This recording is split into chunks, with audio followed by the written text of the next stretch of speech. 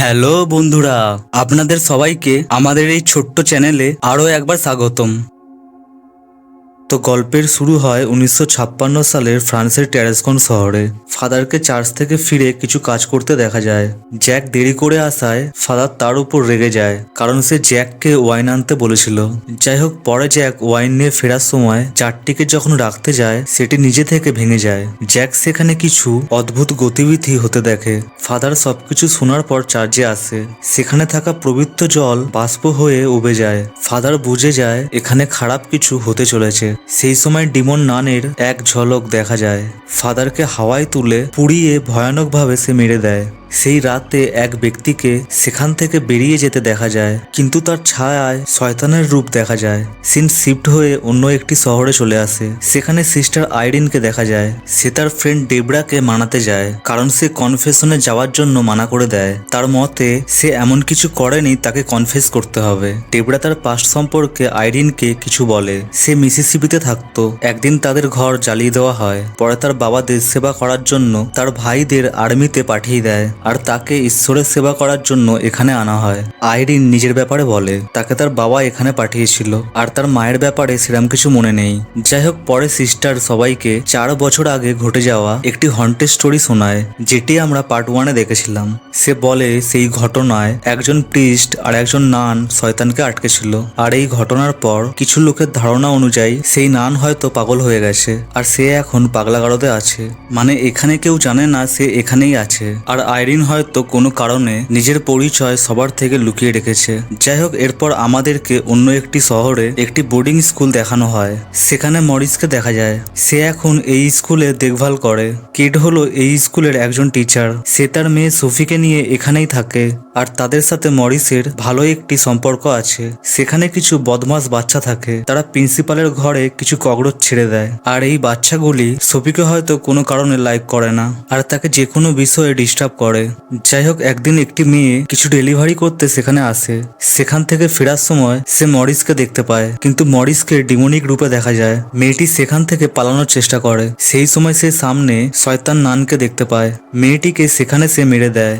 এই ঘটনার পর আইরিনকে দেখা যায়। তাকে জানানো হয় তার সাথে কেউ দেখা করতে এসেছে। আইরিন নিচে এসে মরিসকে দেখতে পায়। সে তার কাছে হেল্প চায়, কিন্তু একটু পরে সে তাকে ডেভিলের রূপে দেখতে পায়। পরে আইরিন ভয় পেয়ে জেগে ওঠে। যাই হোক, পরের দিন সকালে আইরিনকে জানানো হয় কেউ তার সাথে দেখা করতে এসেছে। মানে আগের দিন রাতে আইরিন যা দেখেছিল সেগুলি তার নাইটমেয়ার ছিল না। সে তার দৃষ্টিশক্তির দ্বারা সেগুলি দেখেছে, আর সে হয়তো নিজে এই ব্যাপারে কনফিউজ ছিল। যাই হোক, আইরিন ফাদারের কাছে আসে। তাকে জানানো হয় বিভিন্ন দেশে ঘটে যাওয়া বেশ কিছু মৃত্যুর ঘটনা। সেগুলিতে প্রিস্ট আর নানকে টার্গেট করা হয়েছিল, যেটি আগে ঘটে যাওয়া ঘটনার সাথে মিল আছে। আর প্রত্যেকটি মার্ডার একটি প্রপার প্যাটার্ন ফলো করেছে, যেটি এখন ইউরোপের পশ্চিম দিকে যাচ্ছে। ফাদার আইরিনকে বলে সেই শয়তান মানে ভ্যালেক নান এখনো বেঁচে আছে, আর এই কেসের দায়িত্ব সে আইরিনকে দেয়। কিন্তু আইরিন কেস নিতে মানা করে দেয়, আর এটাই স্বাভাবিক। যে একবার সেই ভয়ানক শয়তানকে দেখে নেবে সে দ্বিতীয়বার তার কাছে যাওয়ার কথা ভাববে না। আইরিন ফাদারকে ফাদার বার্কের কথা বলে, যার সাথে সে প্রথম কেস সলভ করেছিল। কিন্তু ফাদার বার্ক এখন বেঁচে নেই। পরে উপায় না থাকায় আইরিন রাজি হয়ে যায়। যাই হোক, পরের দিন আইরিন ইনভেস্টিগেট করার জন্য বেরিয়ে পড়ে। ট্রেনে ডেবরাকে দেখে সে অবাক হয়, কারণ কাউকে না জানিয়ে লুকিয়ে চুরিয়ে এখানে সে এসেছে। আসলে ডেবরার মনে সেরকম কোনো ফেদ নেই, আর সে কিছু মিরাক্কেল দেখার জন্য আইরিনের সাথে নিজে থেকেই এই কেসে ইনভলভ হয়েছে। এদিকে বোর্ডিং স্কুলে সোফির সাথে সেই বাচ্চাগুলি আবার খারাপ আচরণ করে। তারা সোফিকে একটি চ্যাপেলে বন্ধ করে দেয়, যেটি একটি নিষিদ্ধ জায়গা ছিল, কারণ প্রিন্সিপালের ছেলে সেড্রিক সেখানে মারা যায়। তারা সোফিকে একটি গেম খেলতে বলে, যেটি জানালায় থাকা এক গোটের চোখে চোখ মেলানো। মানে তাদের ধারণা অনুযায়ী সেখানে কোনো ডেভিল আছে। দিনের কোনো পার্টিকুলার সময়ে সূর্যের কিরণ যখন গোটের চোখে পড়ে, তখন যদি কেউ সেই গোটের চোখে দেখে সেও তাকে দেখবে, আর সেই সময়ে সে যদি গোটের থেকে চোখ ফিরিয়ে নেয় শয়তান মনস্টার গোটের রূপ নিয়ে তাকে মেরে দেবে। যাই হোক, পরে বাচ্চারা সেখান থেকে চলে যায়। একটু পরে সত্যিকারের সেখানে অদ্ভুত কিছু হতে থাকে। সোফিকে সেখানে কেউ হন্ট করে। সে ডিমন নানকে সেখানে দেখতে পায়। সোফির চিৎকার শুনে মরিস এসে তাকে চ্যাপেল থেকে বের করে। এদিকে আইরিনরা ফ্রান্সের ট্যারাসকন শহরের সেই চার্চটিতে চলে আসে, যেটি আমরা গল্পের প্রথমে দেখেছিলাম। ফাদারের মৃত্যুর পর এই চার্চটি অভিশপ্ত হয়ে যায়, আর ঈশ্বর এখানে থাকে না। আইরিন তার দূরদৃষ্টির দ্বারা জ্যাককে সেখানে দেখতে পায়। সে তাকে একটি ক্রস দেখায়। যাই হোক, পরে সেখানকার সিস্টার আইরিনকে বলে সেই দিন চার্জে জ্যাক ছিল, সব ঘটনা তার সামনেই হয়েছিল। আর ফ্র্যাঞ্চি নামের একজন হেল্পার ছিল, সে রোমানিয়া থেকে এসেছিল। ঘটনার পরের দিন সে এখান থেকে চলে যায়। ফ্র্যাঞ্চির কথা শুনে আইরিন অবাক হয়, কারণ সে এই নামটি আগেও শুনেছে, মানে ফ্র্যাঞ্চিই হলো মরিস। আইরিনের কাছে পুরো ব্যাপারটা ক্লিয়ার হয়ে যায়। সে বুঝতে পারে 4 বছর আগে শয়তান ভ্যালেক মরেনি, সেই দিন সে মরিসকে প্রসেস করে নিয়েছিল। তার রূপ নিয়ে সে সবাইকে মারছে, আর এর পিছনে তার বড় কোনো উদ্দেশ্য আছে, মানে সেই দিন রাতে সেই ব্যক্তিটি মরিস ছিল। যাই হোক, পরে আইরিন হোটেলে আসার সময় লাকিলি তার সাথে জ্যাকের দেখা হয়ে যায়। সে তাকে চিনতে পারে, কারণ দৃষ্টিশক্তির দ্বারা সে জ্যাককে দেখেছিল। আইরিন জ্যাকের কাছে সেই রাতের ঘটনা জানতে চায়, কিন্তু জ্যাক ঠিকঠাক অ্যান্সার না দিয়ে পালিয়ে যায়। আইরিন তাকে ফলো করে এক নির্জন জায়গায় চলে আসে। কিছু সময় পর সেখানে সে শয়তান নানকে দেখতে পায়, যাকে আমরা ভ্যালেক নামে জানি। আর সেটি একটি ভয়ানক দৃশ্য ছিল। সেই সময় আইরিন তার দৃষ্টিশক্তির দ্বারা কিছু দেখতে পায়। পরে আইরিন জ্ঞান হারিয়ে ফেলে। ডেবরা এসে তাকে ঘরে নিয়ে যায়। এদিকে সেই রাতে প্রিন্সিপাল বাইরে বেরিয়ে মরিসকে দেখতে পায়। এত রাতে মরিসকে দেখে প্রিন্সিপালের একটু সন্দেহ হয়, কিন্তু মরিস নিজেই জানতো না সে এখানে কিভাবে এসেছে। যাই হোক, মরিস যাওয়ার পর প্রিন্সিপাল চ্যাপেল থেকে কিছু শব্দ শুনতে পায়। সে ভিতরে এসে তার ছেলে স্যাড্রিককে দেখতে পায়, যে কয়েক বছর আগে মারা গিয়েছিল, আর সে শয়তান নানের বসে ছিল। সেই রাতে প্রিন্সিপাল মারা যায়। পরের দিন আইরিনের জ্ঞান ফেরে। আগের দিন রাতে সে যা দেখেছিল তার কাছে ব্যাপারটি অনেকটা ক্লিয়ার হয়ে যায়, যে নান কি চায়। আসলে ডিমন নান কোনো কিছুর খোঁজ করছে, আর সে মরিসকে সাহারা বানিয়েছে। সেটি পেয়ে গেলে সে মরিসকে মেরে দেবে।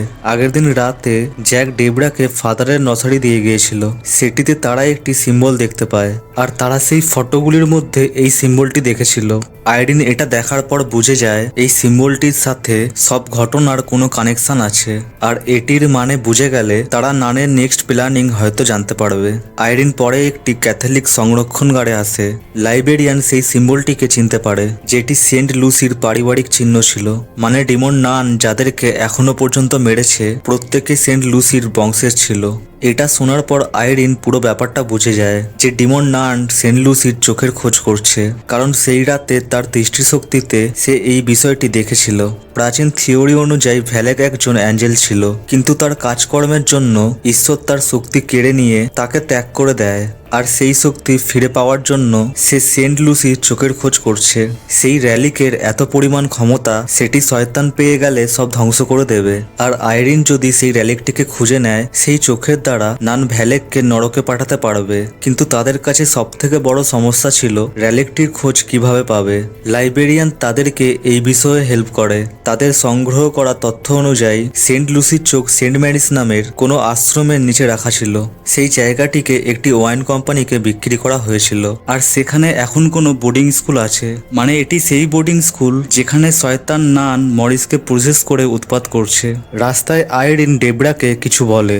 সে মিথ্যে কথা বলেছিল যে তার মায়ের ব্যাপারে কিছু মনে নেই। সে একজন ধার্মিক ছিল, আর দৃষ্টিশক্তি তারও আসতো, কিন্তু আইরিনের বাবা এইসব বিশ্বাস করতো না। সে তাকে অধার্মিক মনে করত, আর একদিন পাগল মনে করে তাকে ধরে নিয়ে চলে যায়। যাই হোক, এদিকে মরিস কেট আর সোফিকে নিয়ে কিছু ভালো সময় কাটায়, কিন্তু আচমকা মরিসের সাথে কিছু হতে থাকে। সেই সময় শয়তান নান দেওয়াল থেকে বেরিয়ে আসে। মরিস সোফিদের নিয়ে বাইরে চলে আসে।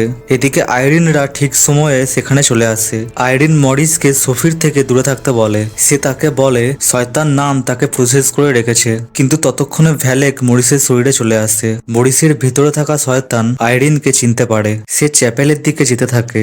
আইরিন তার প্রার্থনার দ্বারা মরিসকে যেমন তেমন ভাবে আটকে দেয়। পরে সে আর ডেবরা তাকে চেন দিয়ে বেঁধে দেয়। মরিসকে চ্যাপেলের দিকে যেতে দেখে আইরিনের সন্দেহ হয় র্যালিক চ্যাপেলের ভিতর কোথাও থাকতে পারে। কিছু সময় আইরিন আর ডেবরা সেখানে র্যালিক খোঁজার চেষ্টা করে। তখন সুফি বলে ওঠে দেওয়ালে থাকা গোট হলো শয়তান। যখন সূর্যের আলো জানলায় আসে, গোটের চোখ লাল হয়ে যায়। ডেবরা বাইরে এসে টর্চের আলো জানলায় মারে। গোটের চোখ দিয়ে লাল কালারের রে বেরিয়ে সেখানে পড়ে। আইরিন আর কেট সেই জায়গায় গর্ত করে রেলিকটিকে পেয়ে যায়। সুফি খেয়াল করে দেখে সেই গোটটি জানালায় নেই। এদিকে সেই বদমাস বাচ্চা বাচ্চাগুলি ছাদের উপর কারোর পায়ের শব্দ শুনতে পায়। একটি বাচ্চা বাইরে বেরিয়ে দেখতে আসে। সেই সময় ডেবরা সেখানে চলে আসে। ঠিক তখন সেই গোটটি শয়তানের রূপে চলে আসে। ডেবরা বাচ্চাটিকে নিয়ে ঘরে এসে দরজা বন্ধ করে দেয়, কিন্তু ডেভিল পুরো ঘর তছনছ করে দেয়। মরিস এদিকে চেন খুলে চ্যাপেলে চলে আসে। সে আইরিন আর কেটকে ভালো পরিমাণ আঘাত করে। এই ফাঁকে সোফি সাহস দেখিয়ে র্যালিকটি নিয়ে পালিয়ে যায়। এদিকে প্রিন্সিপাল শয়তানের রূপ নিয়ে নেয়। ডেবরার কাছে তাকে আটকানো মুশকিল হয়ে যায়। মানে ডেবরার হয়তো এখন মিরাকেল দেখার শখ মিটে গেছে। যাই হোক, সে কোনো রকম ভাবে বাচ্চাদেরকে নিয়ে বাইরে চলে আসে। সোফি রেলিকটি নিয়ে স্কুলের টপ ফ্লোরে এসে লুকিয়ে পড়ে। পরে মরিস খুঁজতে খুঁজতে সোফিকে খুঁজে ফেলে, কিন্তু সে সোফিকে ধরার সময় রেলিক থেকে ইয়েলো কালারের আলো বের হয়। মরিস এটা দেখে ভয় পায়। মানে রেলিক থেকে বের হওয়া ইয়েলো আলো মরিসের ভিতরে থাকা শয়তান সহ্য করতে পারছিল না। এই সুযোগে সোফি সেখান থেকে পালিয়ে যায়। সেই সময় পুরো বিল্ডিংটি ভেঙে পড়ে। সোফি যেমন তেমন করে আইরিনের কাছে এসে রেলিকটি দিয়ে দেয়। তখন মরিস তাদেরকে মারতে সেখানে চলে আসে। আইরিন রেলিকটির শক্তির দ্বারা মরিস আর তার ভিতরে থাকা শয়তানকে মেরে ফেলে। মরিসের মারা যাওয়ার জন্য আইরিন আপসেট হয়। সে তার কাছে যায়, কিন্তু তখনই সে জেগে ওঠে। রেলিকটিকে আইরিনের হাত দিয়ে নিয়ে নেয়। মানে আগের ঘটনাটি ভ্যালেকের চাল ছিল। যাই হোক, ভ্যালেক সেন্ট লুসির চোখ পেয়ে আগের থেকে শক্তিশালী আর বিশাল আকার ধারণ করে নেয়। আইরিন শয়তানের রূপ দেখে বুঝে যায় তাকে আর আটকানো সম্ভব না। সে প্রার্থনা চালু করে, কিন্তু সেটি তার উপর কাজ করে না। ডেবরাকে সে চেন দিয়ে বেঁধে দেয় আর আইরিনকে হাওয়ায় তুলে জ্বালিয়ে দেয়। আইরিনের শরীর প্রায় হাফ জ্বলে যায়। সেই সময় সে সেন্ট লুসির এক ঝলক আর তার মাকে দেখতে পায়। আইরিনের মা তাকে চোখ খুলতে বলে। আইরিন ভ্যালেকের দিকে তাকাতেই তার শরীরের আগুন বুঝে যায় আর সে তাকে ছেড়ে দেয়। মানে আইরিন ছিল সেন্ট লুসির বংশের একজন, আর তার নিজের চোখ ইনাফ ছিল ভ্যালেককে কমজোর করার জন্য। যাই হোক, ডেবরা সেখানে ওয়াইন দেখতে পায়, কারণ এই জায়গাটি আগে ওয়াইনের ফ্যাক্টরি ছিল। পরে আইরিন আর ডেবরা একসাথে প্রার্থনা করে। সেই ওয়াইন যিশুর ব্লাডে কনভার্ট হয়ে যায়, কারণ ফেথের সাথে চার্চে প্রার্থনা করলে ওয়াইন যিশুর ব্লাড হয়ে যায়। পরে ভ্যালেক সেই ওয়াইনে জ্বলে গিয়ে নরকে চলে যায়।